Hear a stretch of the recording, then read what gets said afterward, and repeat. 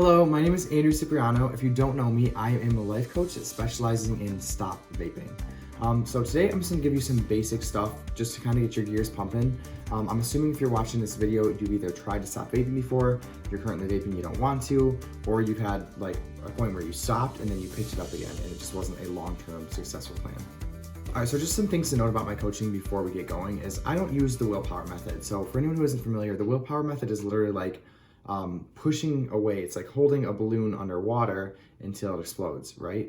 That's one of the ways I've heard my coaches teach it to us is you can't just push something away and use willpower, because willpower is something that has a limit on it. Eventually you're gonna run up and then you're just gonna be faced with that urge even stronger than before. So I don't do any of that with willpower. In addition, I don't try to scare tactic people into not vaping by thinking about their health or their money or any of that kind of stuff.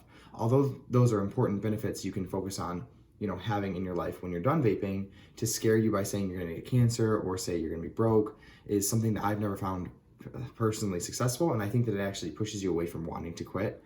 And it makes it seem like something that you're fighting against instead of something that should be natural and easy. All right, so before I get into some basic tips, I just wanna say my history with vaping so you guys have an idea of why I'm so passionate about getting people off of nicotine.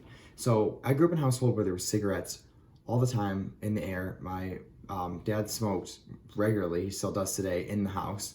And he got to the point where he's smoking 2 packs a day. He would smoke while he was cooking. We used to have, literally, we live in Michigan, and in the winter, he would have the windows down in the car while smoking, and you'd be literally blasted with cold air while getting cigarette in your face. I remember at Ciro's, I don't know if anybody's ever been to Ciro's, the restaurant. It was like an old diner that was a chain.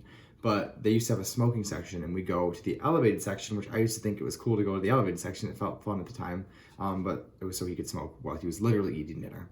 So I've had cigarettes around me since I was literally born, and a lot of them. And then in addition, I smoked cigarettes when I was 18 to 19. I worked in this job where it was very, very much the norm to smoke cigarettes. We were doing manual labor outside. We'd spend a lot of our day in box truck smoking on the way to jobs.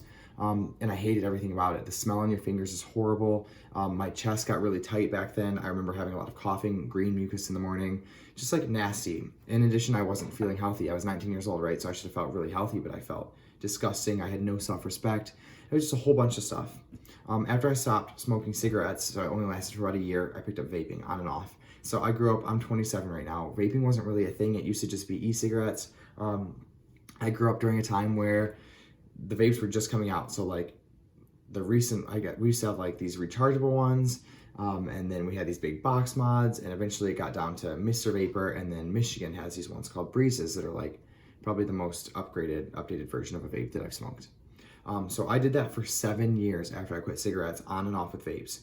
The longest stretch I had between those 7 years was when I lived in Spain, because I didn't have any e-cigarettes that were easily accessible. So I quit vaping then, and honestly, I didn't really miss it that much. So when I got back from Spain in 2019, I started vaping again, like an idiot. I bought one vape with my brothers and said, this will just be one. I'm going to a party to drink and it won't be a big deal. And the next thing I knew it, I was literally smoking, so much, every single day, all day long. From the minute I woke up to the minute I went to bed. The first thing I did when I would wake up in the daytime is shuffle for my vape in the sheets, and I hated that. It was so disempowering. So the whole thing I do with coaching is build awareness around why you're vaping. I don't think that anyone's ever asked you why you're vaping. Why do you vape? What are the benefits of vaping? How does it make you feel? Have you ever paid attention to the trigger before you vape? Is that a thought that's causing a negative emotion? We like to kind of disguise these questions and not actually think about them and just mindlessly go from urge to using without having to realize what thought is causing it.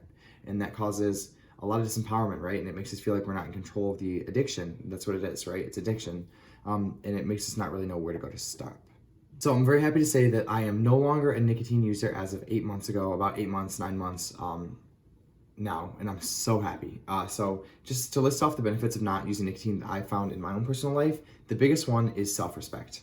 I didn't expect this one to be the biggest one, but I can look back 8 months ago, and every time I reached for a vape impulsively or had to walk out of someone's house to vape, or literally at work, I was hiding in certain rooms of the office to hide and vape.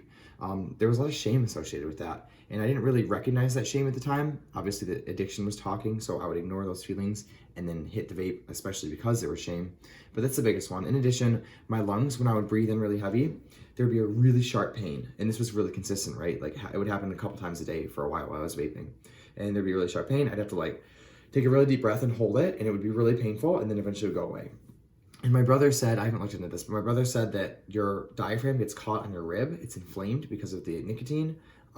Someone can correct me on that, but that's apparently what's happening. And that has not happened, thankfully, in the 8 months that I quit vaping. So the purpose of this video is not to completely make you stop vaping. Obviously, it's very difficult for me to do that in 10 minutes.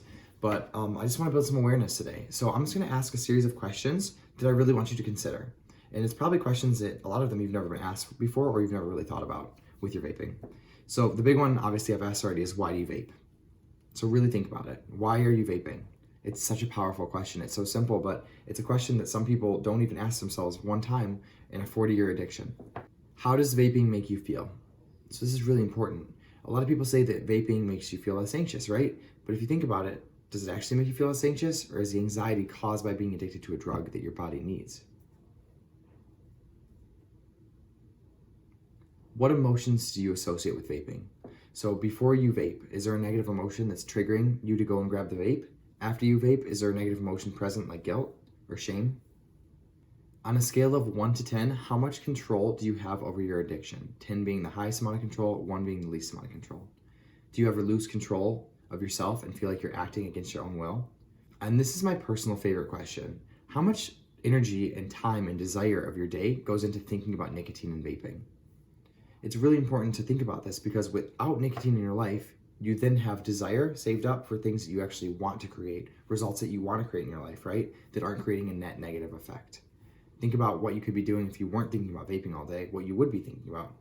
A lot of the times we use substances to numb over our emotions, but the hard part is that you cannot numb over positive emotion or negative emotion. You have to numb over both of them if you want to numb. So if you have a negative emotion and you go and grab a drink of alcohol, now all the original emotion and thoughts you were going to have are gone, and you've just looked for an external solution for an internal problem. So this is the end of the video today. If anything I said resonated with you, give me a follow, leave a comment below, and then also I'm going to be creating more videos on not vaping. I'm currently doing a free coaching session until the end of June of 2022, in case you're seeing this in a couple of years down the line.